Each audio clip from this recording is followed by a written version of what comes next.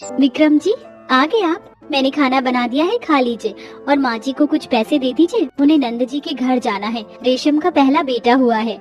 माँ, मेरे पास तो इतने पैसे नहीं है कि मैं आपको दे सकूं। क्या आपका वहाँ जाना बहुत ज्यादा जरूरी है? कोई बात नहीं बेटा, तेरे पास जितने पैसे हैं तो उतने ही दे दे। कुछ पैसे मैंने अपने पास बचा के रखे हैं, मैं उन पैसों से बच्चों के कपड़े ले लूंगी। ठीक है माँ, मेरे पास 200 रुपए रखे हैं, आप ही ले लो। इसके बाद विक्रम अपनी बूढ़ी माँ को वो पैसे देकर चला जाता है और जिसके बाद शांति उन पैसे से कुछ सामान खरीदकर अपनी बेटी के घर चली जाती है। ऐसे ही दिन निकलते गए और एक दिन जब बहू खाना बना रही थी तो एक व्यक्ति आकर कहता है, भाभी जल्दी से हॉस्पिटल चलो, भैया की तबीयत बहुत खराब है। क्या हुआ विक्रम जी को? सुबह तक तो वो बिल्कुल ठीक थे। पता नहीं भाभी, भैया जब फैक्ट्री में काम कर रहे थे तो अचानक उनके पेट में दर्द हुआ और वो बेहोश हो गई। मालिक ने उन्हें अस्पताल में एडमिट कर दिया है, पर वो कह रहे हैं कि अस्पताल का खर्चा नहीं उठाएंगे। उस व्यक्ति की बात सुनकर अनीता सारा काम छोड़कर रोते हुए जाने लगी। तभी घर के बाहर उसकी सास भी आ जाती है। क्या हुआ बहू, तू ऐसे नंगे पैर कहाँ जा रही है और इतना डरी हुई क्यों है? माँ जी, विक्रम जी की तबीयत बहुत खराब है, वह अस्पताल में एडमिट है, मुझे उन्हें देखने के लिए जाना होगा। अपनी बहू की बात सुनकर शांति तुरंत हॉस्पिटल पहुंचती है, जहां उन्हें डॉक्टर बताता है कि उनके बेटे की एक किडनी फेल हो गई है और जल्द ही उसका ऑपरेशन करना होगा, इसलिए उनको 3 लाख रुपए जमा करने होंगे। माँ जी, अब हम क्या करेंगे? कहाँ से लाएं ऑपरेशन के लिए इतने सारे पैसे? हम गरीबों के पास तो इतने भी पैसे नहीं है कि कुछ अच्छा खा सके। बहू चिंता मत कर, भगवान ने अगर हमें इस मुसीबत में डाला है तो वही हमें इस मुसीबत से बाहर भी निकालेगा। माँ, मुझे कुछ समझ नहीं आ रहा, मैं क्या करूँ? दोनों सास बहू ऐसा सोचकर परेशान हुए जा रही थी। तभी उनके पास अमीर बहन का फोन आता है। कैसी हो मेरी गरीब दीदी? जब से शादी हुई है अपनी अमीर बहन को भूल गई क्या? वैसे मैंने तुम्हें फोन इसलिए किया था क्योंकि कल हमारे घर में एक छोटी सी पार्टी है। अब मेरे रिश्तेदारों में तो तुम ही हो, तो सोचा क्यों ना एक बार अपनी गरीब बहन को अपने अमीर घर बुलाकर पार्टी दे दूं, ताकि एक दिन उसे भी अच्छा खाना खाने को मिल सके। ऐसा बोलकर अमीर बहन फोन काट देती है। पाजी, ऐसी हालत में बस एक ही इंसान हमारी मदद कर सकता है। वो कौन बहू? मेरी अमीर बहन खुशी है। नहीं बहू, तू अपनी उस अमीर घमंडी बहन से 1 रुपए उधार नहीं लेगी। तू जानती है ना वो कितनी घमंडी है। अगर तूने उससे पैसे उधार लिए तो वो तुझे अपने पैरों तले दबा कर रख देगी। माँ जी, आप ही बताएं और कौन है जो हमें इस वक्त पैसे दे सकता है? खुशी के अलावा हमारी कोई मदद नहीं कर सकता, और खुशी चाहे जैसी भी है वो मेरी बहन है। मैं कल खुशी के घर जाऊंगी। ऐसा बोलकर अब अगले दिन अनीता अपनी अमीर बहन के घर जाती है, जहां पर पार्टी की तैयारी चल रही होती है। तभी अमीर बहन महंगे कपड़े पहने अपनी बहन के सामने आती है और उसके फटे कपड़े देखकर उससे कहती है, अरे, तुम्हें मेरी पार्टी की इतनी ज्यादा जल्दी थी कि तुम गंदे कपड़े पहनकर ही इतनी सुबह सुबह यहाँ आ गई। देखो, मैं तो 24 घंटे इसी तरह से तैयार रहती हूँ। तुम आज के दिन तो कम से कम सही से बनकर आ जाती। मेरे घर वाले तुम्हें देखकर क्या सोचेंगे? बहन, तेरी बहन बहुत बड़ी मुसीबत में है, मेरी मदद कर दे, मैं तेरे आगे हाथ जोड़ती हूँ। अगर तूने आज मेरी मदद नहीं करी तो मेरा पति मर जाएगा। मेरे पति की जान सिर्फ तू ही बचा सकती है। अरे दीदी, तुम तो रो रही हो, मुझे बताओ क्या हुआ? मैं तुम्हारी बहन हूँ, मैं तुम्हारी मदद जरूर करूंगी। अनीता अपनी अमीर बहन को सारी बात बताती है, जिसे सुन अमीर बहन कहती है, दीदी, इतना सब कुछ हो गया और आप मुझे अब बता रही हैं? आपको मुझे पहले बताना चाहिए था। अच्छा बताओ, आपको कितने पैसे चाहिए? यही कुछ 2 से 3 लाख। मुझे ये पैसे 10 दिन के अंदर अंदर भरने हैं। तू जो कहेगी मैं वो करूंगी, बस मुझे 3 लाख रुपए दे दे। दीदी, माना कि मैं अमीर हूँ, पर मैं मुफ्त में तो किसी को पैसे नहीं बांट सकती ना। मुझे भी एक एक पैसों का हिसाब देना पड़ता। पर अगर तुम हमेशा मेरे घर में मेरी नौकरानी बनकर रहोगी तो शायद मैं तुम्हारी मदद कर सकती हूँ। 10 दिन तुम मेरे घर में मेरी सेवा करना। अगर मेरे घर वालों को तुम्हारा काम पसंद आया तो मैं 10 दिन बाद तुम्हें 3 लाख रुपए दे दूंगी और फिर हर महीने तुम्हारी सैलरी में से काटती रहूंगी। अगर ये शर्त मंजूर है तो बोलो। खुशी, मुझे तुम्हारी सारी शर्तें मंजूर है। तुम जो कहोगी मैं वो करूंगी। तुम कहोगी तो मैं तुम्हारे घर आए मेहमानों को अपने हाथों से खाना परोसूंगी, उनके हाथ पैर दबाऊंगी, तुम्हारी सेवा करूंगी। मेरी मदद कर दो। अनीता अपनी अमीर बहन की सारी शर्त मानने के लिए तैयार हो जाती है और उसी दिन से उसके घर काम करने लग जाती है। दीदी क्या काम कर रही हो तुम? देखो पूरा घर अभी भी गंदा पड़ा है, फर्श भी साफ नहीं है। आज मेरे घर में पार्टी है, घर का कोना कोना चमकना चाहिए। आज उनका जन्मदिन है, भूल जाती हो क्या? पर खुशी, मैंने अभी तो पूरा घर साफ करा था। तुम बार बार गंदे चप्पल पहनकर घर में आ रही हो, इसलिए घर गंदा हो रहा है। दीदी शायद तुम भूल गई कि मैं तुम्हारी बहन नहीं, इस वक्त तो तुम्हारी मालकिन हूँ और तुम नौकरानी। अब जल्दी से सफाई करके सारे गंदे बर्तन भी धो लेना। मैंने बर्तन वालों को हटा दिया है, अब से तुम ही बर्तन भी साफ करोगी। अमीर बहन उसकी ऐसे ही बार बार बेइज्जती करने लगती है। अब अनीता सारे मेहमानों के जाने के बाद फिर से पूरे घर की सफाई करने लगती है। अब ऐसे ही दिन निकलते गए और एक दिन जब अनीता रसोई में खाना बना रही थी तो अमीर बहन अपनी सास के साथ मिलकर उसकी बेइज्जती करने लगते हैं। दीदी तुम गरीब हो, हम नहीं, फिर क्यों हमें ये गरीबों वाला खाना बना कर दे रही हो? हमारी रसोई में नमक मसाले किसी भी सामान की कमी है क्या? खुशी गलती होगी, मैं फिर से तुम्हारे लिए खाना बना कर लाती हूँ। बहू अपनी बहन को कुछ सिखा, वरना मैं इस नौकरानी को काम से निकाल दूंगी। नहीं, मुझे नौकरी से मत निकालो, मुझे पैसों की बहुत जरूरत है। मैं अब से ध्यान रखूंगी कि मुझसे कोई गलती ना हो। अमीर बहन इतना बोलकर वहां से चली जाती है, जिसके बाद अनीता उनके लिए दोबारा से खाना बनाने लगती है। अब ऐसे ही दिन निकलते गए और अगले दिन उसके पति का ऑपरेशन होना था। तो अनीता रसोई में खाना बना रही थी तो उसके हाथ से कुछ बर्तन टूट कर गिर जाते हैं, जिनकी आवाज सुनकर अमीर बहन वहां आती है। तुमसे एक काम ढंग से नहीं हो रहा, गलती से हो गया। मैं बस अभी सब साफ करके मेहमानों के लिए नाश्ता बना देती हूँ। अच्छा ठीक है, अब जल्दी बाहर आओ और इस बार कोई गलती ना हो, वरना जैसे बर्तन तोड़े वैसे मैं तुझे तोड़ दूंगी। बहू तू चल यहाँ से, पैसों का इंतजाम हो गया है। अब तुझे अपनी बहन की और गुलामी करने की जरूरत नहीं है। क्या पैसों का इंतजाम हो गया है? पर कैसे माँ जी? हॉस्पिटल में बैठी थी, तभी एक आदमी खून से लथपथ हॉस्पिटल में आया और उसका सेक्रेटरी आसपास के लोगों से खून मांगने लगा। उसे ओ नेगेटिव की जरूरत है और तेरा ओ नेगेटिव है। अगर तू उस घायल इंसान को अपना खून देगी तो वो हमें 3 लाख रुपए देगा और बदले में विक्रम के इलाज का सारा खर्चा भी उठाएगा।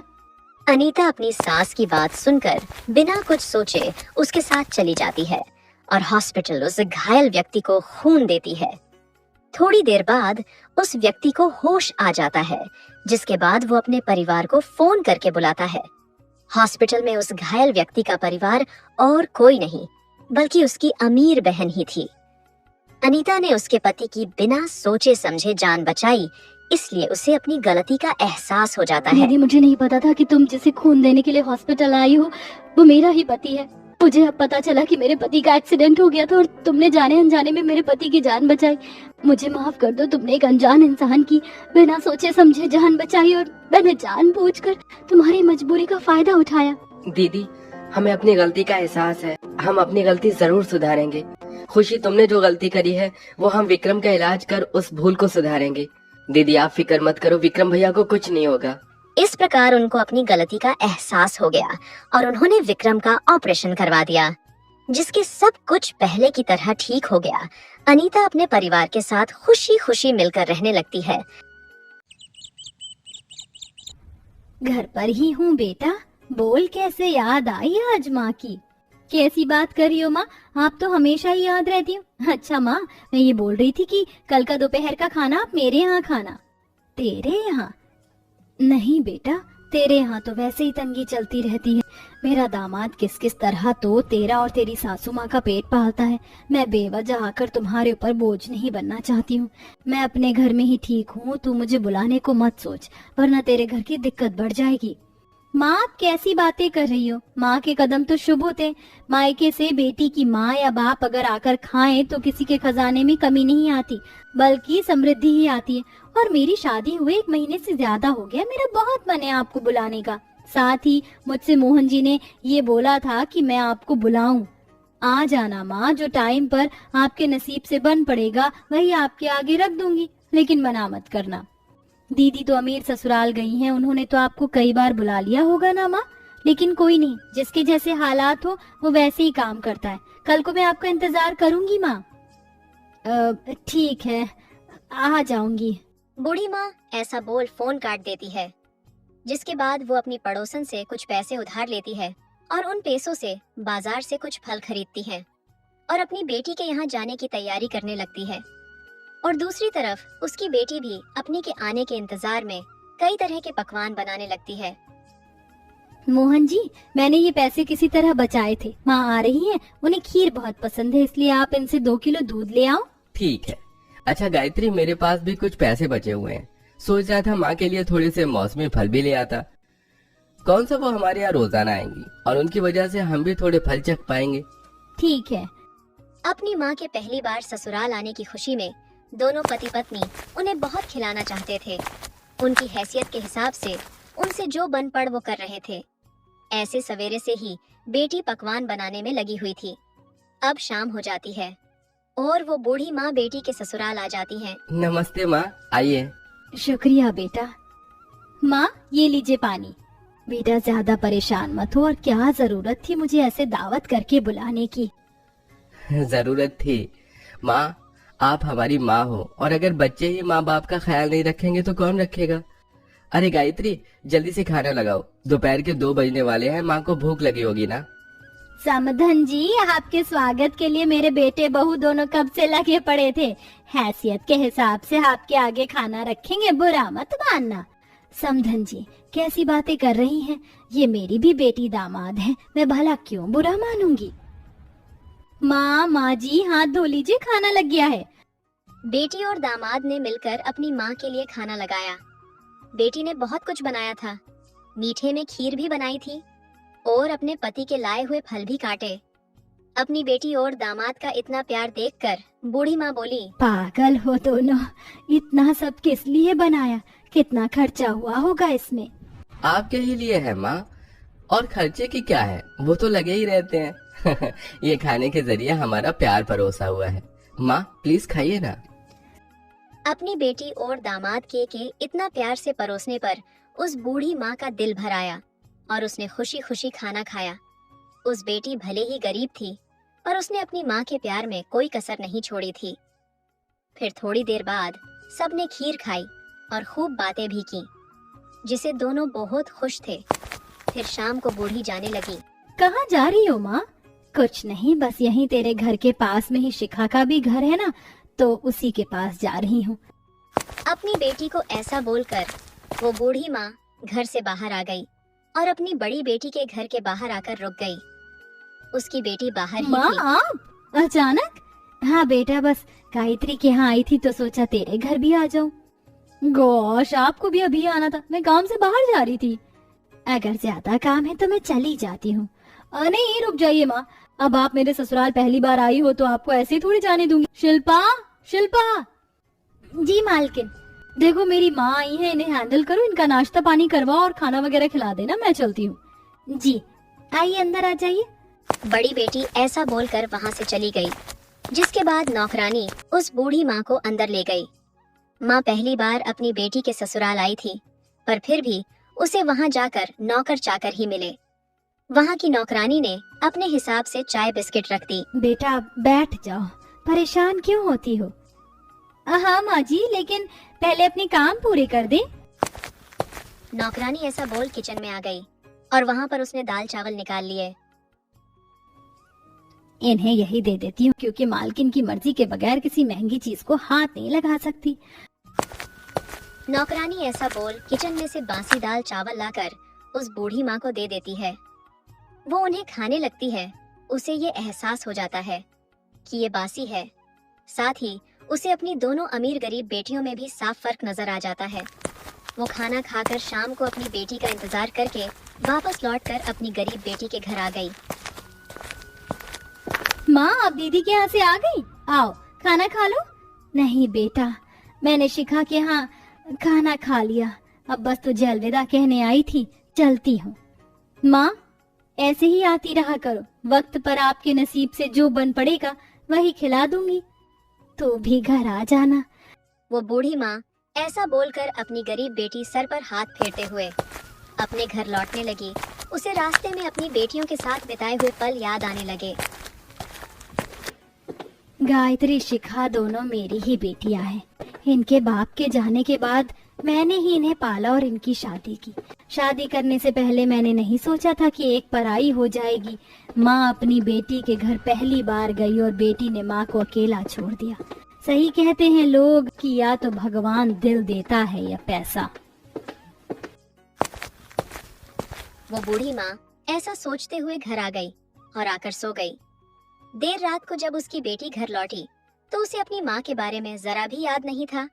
मालकिन, हमने आपकी माँ को कल रात दाल चावल खिला दिए थे। अच्छा किया, वैसे भी माँ कोई एक्सपेंसिव फूड थोड़ी खाती है। सुनो, शिल्पा किचन में चीज केक है, ऑरेंज जूस के साथ ले आओ। जी। अमीर बेटी को अपनी बूढ़ी माँ को बासी दाल चावल खिलाकर भी कोई एहसास नहीं होता और अपनी मॉडर्न लाइफ में मस्त रहती है। वहीं दूसरी तरफ गरीब बेटी, थोड़ी सी कल की खीर बच गई है, माँ के पास ले जाऊंगी। गरीब बेटी ऐसा सोचते हुए पहले उसने अपना काम खत्म किया, फिर उसके बाद वो खीर को पैक करके अपनी माँ के घर गई। अपनी गरीब बेटी अपने पास आया देख वो बूढ़ी माँ बहुत खुश होती है और दोनों माँ बेटी बैठकर चाय पीती हैं और खूब सारी बातें करती हैं। उस दिन के बाद से दोनों माँ बेटी अक्सर एक दूसरे के घर आया जाया करती रहती थीं। और वहीं दूसरी तरफ बड़ी अमीर बेटी अपनी अमीरी दुनिया में अलग ही रहती थी। उसे किसी से कोई मतलब नहीं रहता था और इसी तरह ये सिलसिला चलता रहा। तो मैं थोड़ा उनको अच्छा अच्छा खाना देने की कोशिश करूंगी।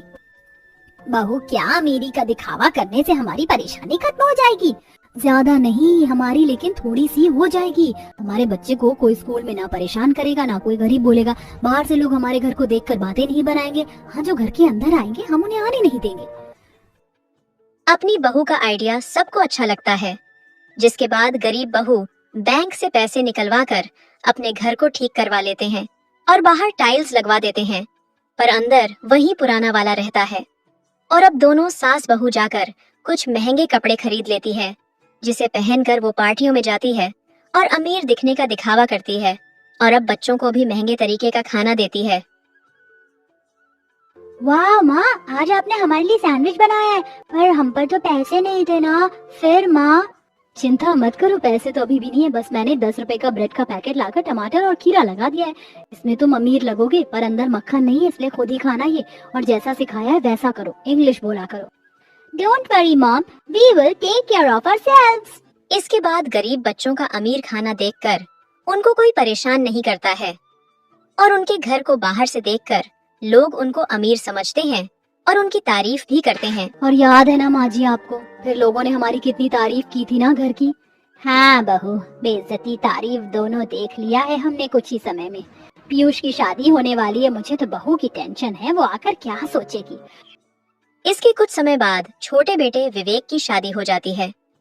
छोटी बहू बाहर के मकान को देखकर बहुत खुश होती है, पर जब अंदर आकर देखती है तो उसके तो होश ही उड़ जाते हैं।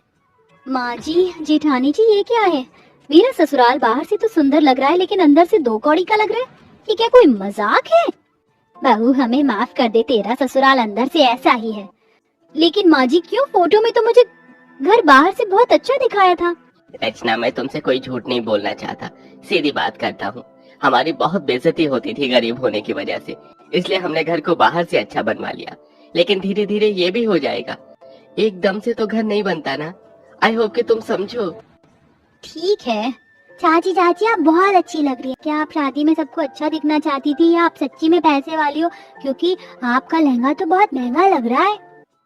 माँ जी, पीयूष, बच्चे भी यही बातें करते हैं। हाँ चाची, हमें अपने घर के हालात पता है, इसीलिए। बहुत बातें हो गई बच्चों, तुम सब थक गए होगे ना। जाओ सब आराम करो। ठीक है दादाजी। सब सो जाते हैं। अब अगले दिन सवेरे छोटी बहू चूल्हे पर खाना बनाने लगती है, पर उसे काफी परेशानी होती है। वो जैसे तैसे खाना बनाकर अपनी पहली रसोई करती है। अब ऐसे ही कुछ दिनों बाद, पीयूष, हम घर में कैसा खाना खाते हैं? ये दाल प्याज रोटी भी कोई खाना होता है? आज मैं घर में कुछ अच्छा सा बनाना चाहती हूँ। लेकिन 2 दिन से भैया और मैं कोई सब्जी लेकर नहीं आए हैं।